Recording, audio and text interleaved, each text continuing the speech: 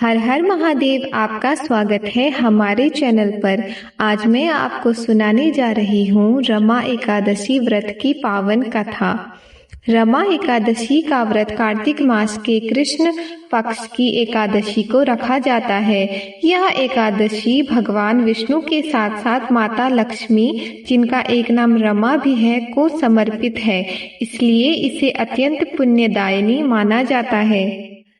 इस व्रत की कथा का वर्णन स्वयं भगवान श्री कृष्ण ने धर्मराज युधिष्ठिर को सुनाया था, जिसका उल्लेख पौराणिक ग्रंथों में मिलता है। यह कथा बताती है कि एकादशी व्रत में श्रद्धा और नियमों का पालन करने वाले व्यक्ति को मृत्यु के बाद भी उत्तम गति और ऐश्वर्य की प्राप्ति होती है। एक बार धर्मराज युधिष्ठिर श्री कृष्ण से कहने लगे, हे भगवान, कार्तिक कृष्ण एकादशी का क्या नाम है? इसकी विधि क्या है? इसके करने से क्या फल मिलता है? आप विस्तार पूर्वक बताइए। भगवान श्री कृष्ण बोले कि कार्तिक कृष्ण पक्ष की एकादशी का नाम रमा है। यह बड़े बड़े पापों का नाश करने वाली है। इसका महात्म्य मैं तुम्हें कहता हूँ, ध्यान पूर्वक सुनो। हे राजन, प्राचीन काल में मुचकुंद नाम का एक राजा था। उसकी इंद्र के साथ मित्रता थी और साथ ही यम, कुबेर, वरुण और विभीषण भी उनके मित्र थे। यह राजा बड़ा धर्मात्मा, विष्णु भक्त और न्याय के साथ राज करता था। उस राजा की एक कन्या थी जिसका नाम चंद्रभागा था। उस कन्या का विवाह चंद्रसेन से पुत्र शोभन के साथ हुआ था। एक समय वह शोभन ससुराल आया। उन्हीं दिनों जल्दी ही पुण्यदायिनी एकादशी रमा भी आने वाली थी। जब व्रत का दिन समीप आ गया तो चंद्रभागा के मन में अत्यंत सोच उत्पन्न हुआ कि मेरे पति अत्यंत दुर्बल हैं और मेरे पिता की आज्ञा अति कठोर है। दशमी को राजा ने ढोल बजवाकर सारे राज्य में यह घोषणा करवा दी कि एकादशी को भोजन नहीं करना चाहिए। ढोल की घोषणा सुनते ही शोभन को अत्यंत चिंता हुई और अपनी पत्नी से कहा, हे प्रिय, अब क्या करना चाहिए? मैं किसी भी प्रकार भूख सहन नहीं कर सकूंगा। ऐसा उपाय बतलाओ कि जिससे मेरे प्राण बच सके, अन्यथा मेरे प्राण अवश्य चले जाएंगे। चंद्रभागा कहने लगी, हे स्वामी, मेरे पिता के राज में एकादशी के दिन कोई भी भोजन नहीं करता। हाथी, घोड़ा, ऊंट, बिल्ली, गौ आदि भी तृण, अन्न, जल आदि ग्रहण नहीं कर सकते। फिर मनुष्य का तो कहना ही क्या है। यदि आप भोजन करना चाहते हैं तो किसी दूसरे स्थान पर चले जाइए, क्योंकि यदि आप यहीं रहना चाहते हैं तो आपको अवश्य व्रत करना पड़ेगा। ऐसा सुनकर शोभन कहने लगा कि हे प्रिय, मैं अवश्य व्रत करूंगा। जो भाग्य में होगा वह देखा जाएगा। इस प्रकार से विचार कर शोभन ने व्रत रख लिया और वह भूख व प्यास से अत्यंत पीड़ित होने लगा। जब सूर्य नारायण अस्त हो गए और रात्रि को जागरण का समय आया, जो वैष्णवों को अत्यंत हर्ष देने वाला था, परंतु शोभन के लिए अत्यंत दुखदायी हुआ। प्रातः काल होते ही शोभन के प्राण निकल गए। तब राजा ने सुगंधित काष्ठ से उसका दाह संस्कार करवाया, परंतु चंद्रभागा ने अपने पिता की आज्ञा से अपने शरीर को दग्ध नहीं किया और शोभन की अंत्येष्टि क्रिया के बाद अपने पिता के घर में ही रहने लगी। रमा एकादशी के प्रभाव से शोभन को मंदरांचल पर्वत पर धन धान्य से युक्त तथा शत्रुओं से रहित एक सुंदर देवपुर प्राप्त हुआ।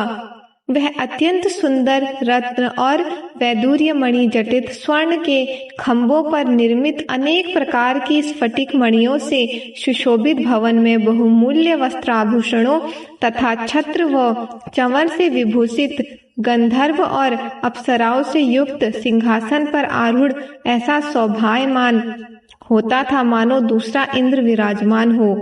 यह समय मुचकुंद नगर में रहने वाले एक सोम शर्मा नामक ब्राह्मण तीर्थ यात्रा करता हुआ घूमता घूमता उधर जा निकला और उसने शोभन को पहचान कर कि यह तो राजा का जमाई शोभन है। उसके निकट गया। शोभन भी उसे पहचानकर अपने आसन से उठकर उसके पास आया और प्रणाम आदि करके कुशल प्रश्न किया। ब्राह्मण ने कहा कि राजा मुचकुंद और आपकी पत्नी कुशल से हैं। नगर में भी सब प्रकार से कुशल हैं, परंतु हे राजन, हमें आश्चर्य हो रहा है। आप अपना वृत्तांत कहिए कि ऐसा सुंदर नगर जो ना कभी देखा न सुना आपको कैसे प्राप्त हुआ। तब शोभन बोला कि कार्तिक कृष्ण की रमा एकादशी का व्रत करने से मुझे यह नगर प्राप्त हुआ, परंतु यह अस्थिर है। यह स्थिर हो जाए ऐसा उपाय कीजिए। ब्राह्मण कहने लगा कि हे राजन, यह स्थिर क्यों नहीं है और कैसे स्थिर हो सकता है, आप बताइए, फिर मैं अवश्य में वह उपाय करूंगा। मेरी बात को आप मिथ्या ना समझिए। शोभन ने कहा कि मैंने इस व्रत को श्रद्धा रहित होकर किया है, अतः यह सब कुछ अस्थिर है। यदि आप मुचकुंद की कन्या चंद्रभागा को यह सब वृतांत कहें तो यह स्थिर हो सकता है।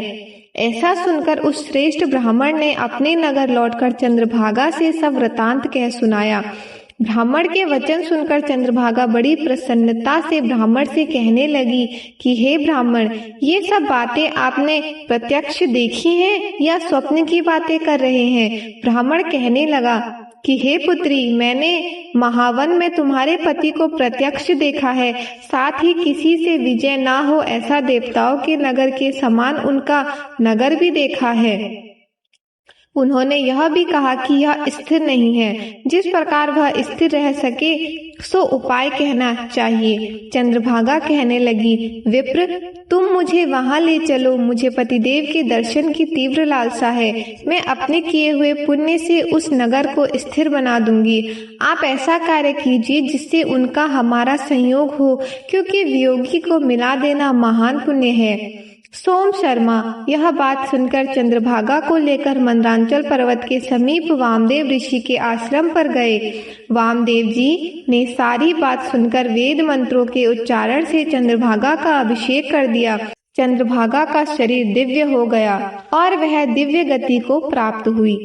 इसके बाद बड़ी प्रसन्नता के साथ अपने पति के निकट गई। अपनी प्रिय पति को आते देख शोभन अति प्रसन्न हुआ और उसे बुलाकर अपनी बाईं तरफ बिठा लिया।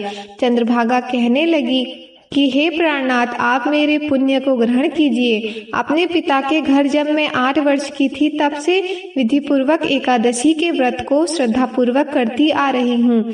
इस पुण्य के प्रताप से आपका यह नगर स्थिर हो जाएगा तथा समस्त कर्मों से युक्त होकर प्रलय के अंत तक रहेगा। इस प्रकार चंद्रभागा ने दिव्य आभूषणों और वस्त्रों से सुसज्जित होकर अपने पति के साथ आनंद पूर्वक रहने लगी। श्री कृष्ण कहने लगे, हे राजन, यह मैंने रमा एकादशी का महात्म्य कहा है। जो मनुष्य इस व्रत को करते हैं उनके ब्रह्मा हत्यादि समस्त पाप नष्ट हो जाते हैं। कृष्ण पक्ष और शुक्ल पक्ष दोनों की एकादशियां समान हैं, इनमें कोई भेदभाव नहीं है। दोनों समान फल देती हैं। जो मनुष्य इस महात्म्य को पढ़ते अथवा सुनते हैं वे समस्त पापों से छुटकर विष्णुलोक को प्राप्त होते हैं।